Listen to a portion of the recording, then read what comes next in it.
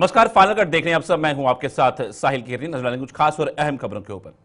केंद्र शासित प्रदेश जम्मू कश्मीर में पहली बार वजूद में आई नई सरकार के कार्यकाल के 100 दिनों से ज्यादा के कार्यकाल में जम्मू कश्मीर कितना बदलाव आया है, इस पर आज जेके मीडिया ग्रुप द्वारा आयोजित कनक्लेव बदलता जम्मू कश्मीर सीजन 2 का समापन हो गया।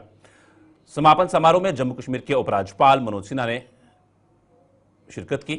इस अवसर पर विभिन्न क्षेत्रों में बेहतर प्रदर्शन करने वाले लोगों को Maharaja Hari Singh peace and harmony award से सम्मानित किया गया। उन्होंने इस पुरस्कार को हासिल करने वाले लोगों को बधाई दी और उनके काम और उनके योगदान को याद किया।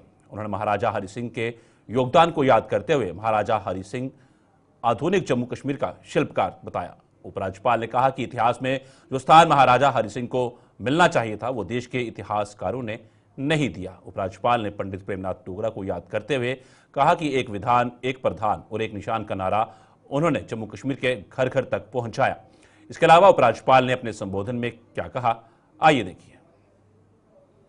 अवार्ड देने के लिए हम अनुरोध करेंगे गुलिस्तान न्यूज, जेके 24/7 और न्यूज जेके मीडिया के एमडी, साथ ही साथ सीईओ और एग्जीक्यूटिव एडिटर, साथ ही साथ vice chairman Shrimati Manisha Chaudhary ji, MD Anurima Chaudhary ji, CEO Priyanka Chaudhary ji, executive editor Ishfaq Gauhar.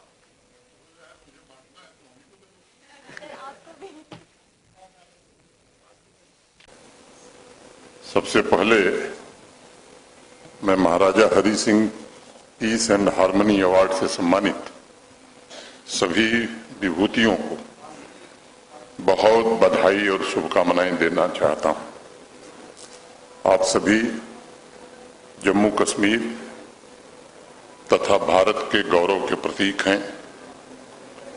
Gulistan news network ने इस पुरस्कार के लिए लगभग उन सभी क्षेत्रों को, सेक्टर्स को चुना है जो मिलकर के आत्मनिर्भर भारत का निर्माण कर सकते हैं।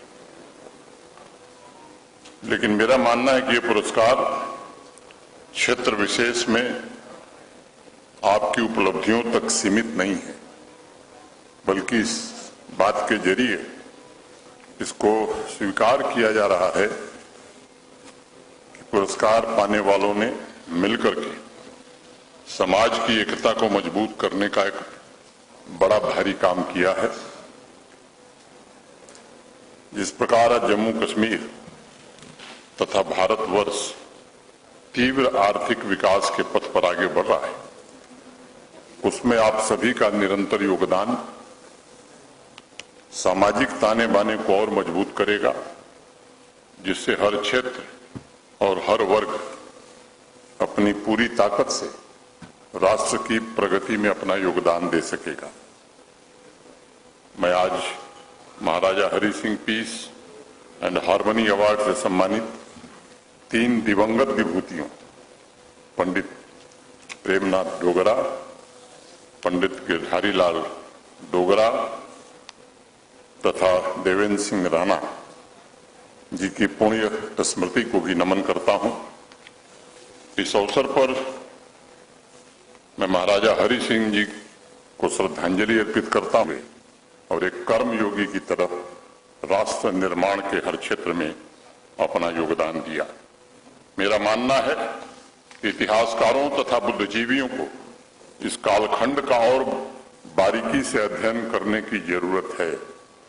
उस दौर में राष्ट्र निर्माण में योगदान सिर्फ दिल्ली के व्यक्तित्वों तक सीमित नहीं था, बल्कि उसमें पंडित प्रेमनाथ डोगरा जैसे क्रांतिकारी महापुरुषों का भी किसी से कम योगदान नहीं था। उन्होंने अपनी सारी कमाई समाज के लिए अर्पित की थी और सेवा धर्म को ही जीवन भर अपनाया था।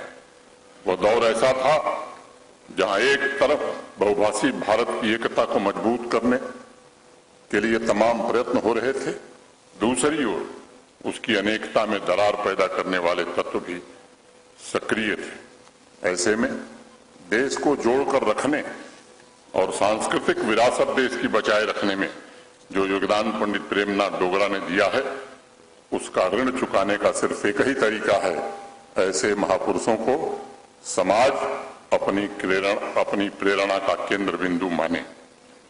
आज मैं जम्मू कश्मीर के सामाजिक आर्थिक न्याय के लिए समर्पित भाव से जिन लोगों ने काम किया उनको मैं श्रद्धांजलि देता हूं। पंडित गिरधारी लाल डोगरा जी, जैसा बताया गया कि यहाँ के वित्त मंत्री थे, और वास्तव में वही एक दौर था जब यहाँ कुछ उद्योग आए थे। वास्तव में विकास की राजनीति को आगे बढ़ाने में पंडित गिरधारी लाल डोगरा जी का भी यहाँ बड़ा योगदान रहा है। देवेंद्र सिंह राणा जी को भी मैं श्रद्धांजलि अर्पित करना चाहूंगा। एक वाक्य में मैं कहूं तो राजनीति के एक अजात शत्रु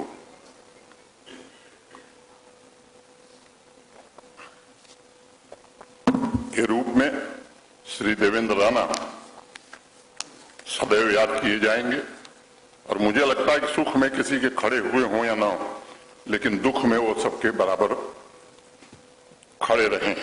उनकी पुण्य स्मृति को प्रणाम करता हूं।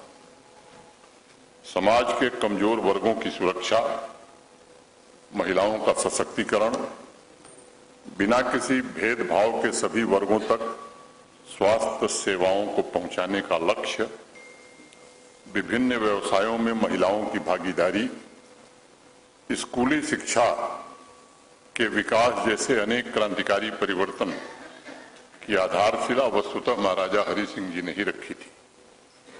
ये कहना ज्यादा उचित होगा कि महाराजा हरि सिंह जी आधुनिक जम्मू कश्मीर के प्रमुख शिल्पी थे, प्रमुख शिल्पकार थे।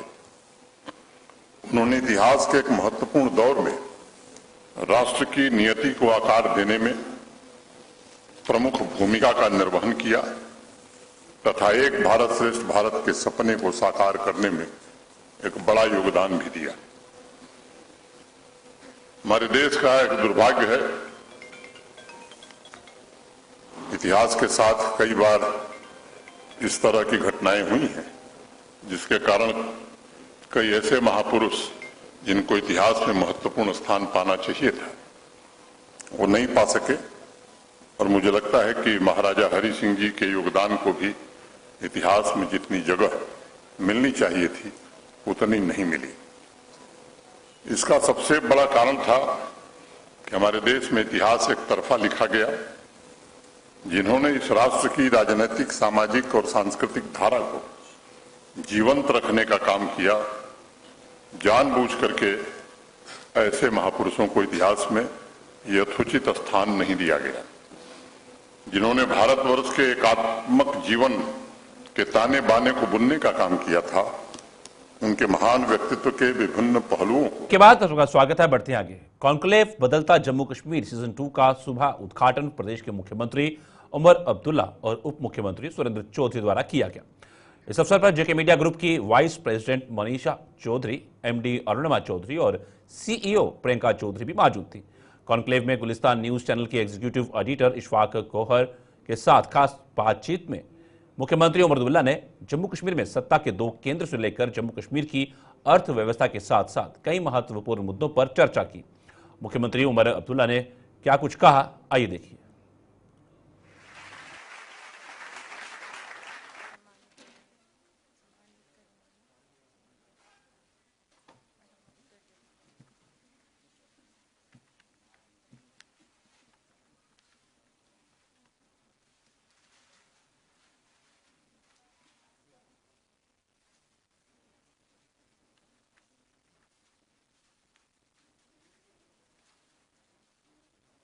जो हमसे पहले कमांड संभाले हुए थे, हमारे लिए भी इससे पहले, जैसे आपने खुद कहा, हालांकि मैं वजीर आला जम्मू कश्मीर का रहा हूं, वो रियासत थी।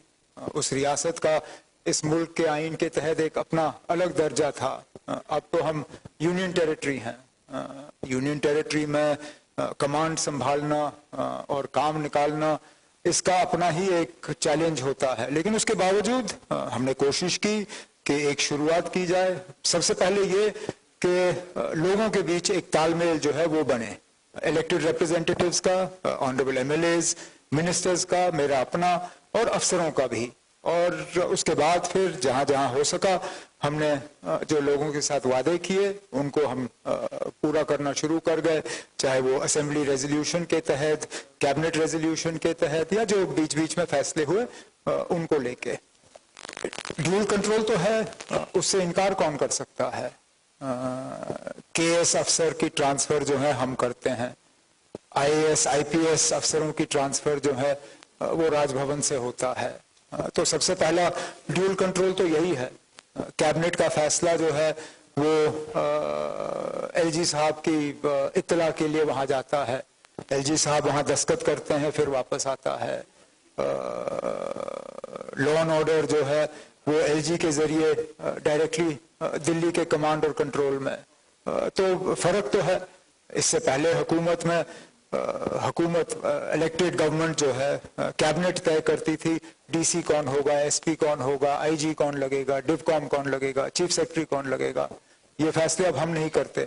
हालांकि इन्हीं अफसरों के साथ हमें काम करना है, लेकिन कमांड और कंट्रोल हमारे हाथ में नहीं है। लेकिन चलिए, तब भी काम हम कर रहे हैं। लेकिन मैं मान के चल रहा हूं कि ये हालात जो हैं ये ज्यादा देर रहेंगे नहीं। मैं मानता ही नहीं हूं कि ये UT का सिलसिला ज्यादा देर के लिए रहेगा। अभी पिछले दिनों ही सोनमर्ग में आके वजीर आजम साहब ने क्या कहा ये मोदी है, अपने वादे जो है पूरा करते हैं। लेकिन मुनासिब वक्त भी बताया ना। कोई नहीं ना, मुनासिब वक्त तो ये है, तो मान के चलते हैं ये मुनासिब वक्त है। और वैसे भी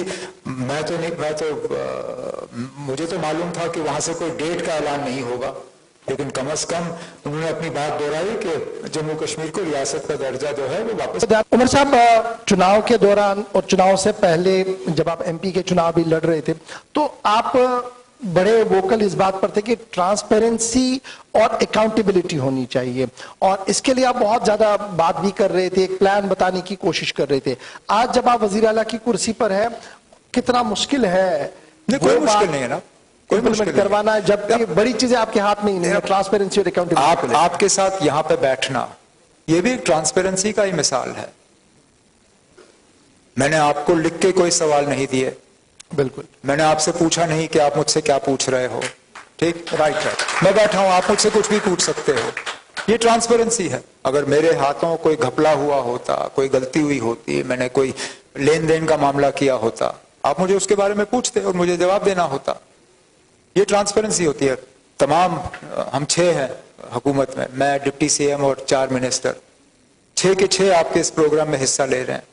किसी ने भी शायद आपसे ये नहीं कहा होगा कि मुझसे इस चीज पे सवाल मत पूछिएगा। ये ट्रांसपेरेंसी है। जब ऊपर से शुरू हो जाता है निचले।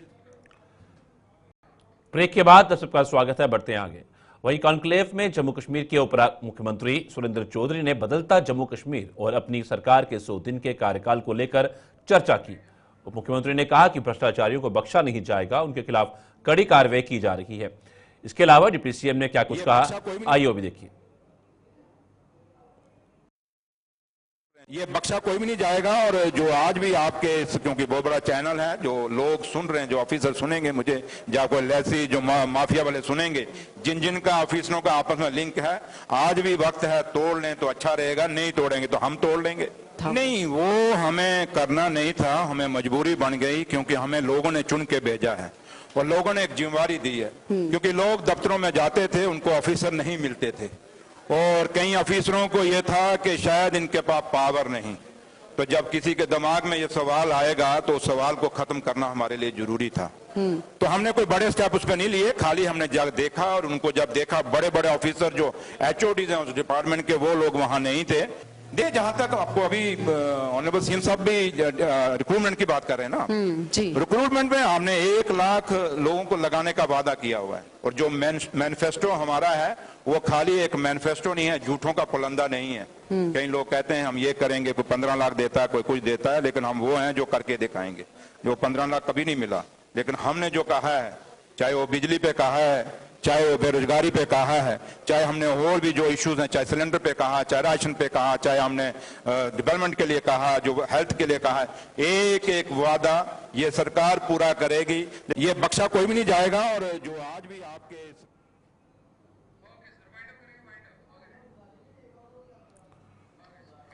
गुलिस्तान में खबरों का सिलसिला यूं चलता रहेगा। फिलहाल फाइनल कट में इतना ही, दीजिए इजाजत, नमस्कार।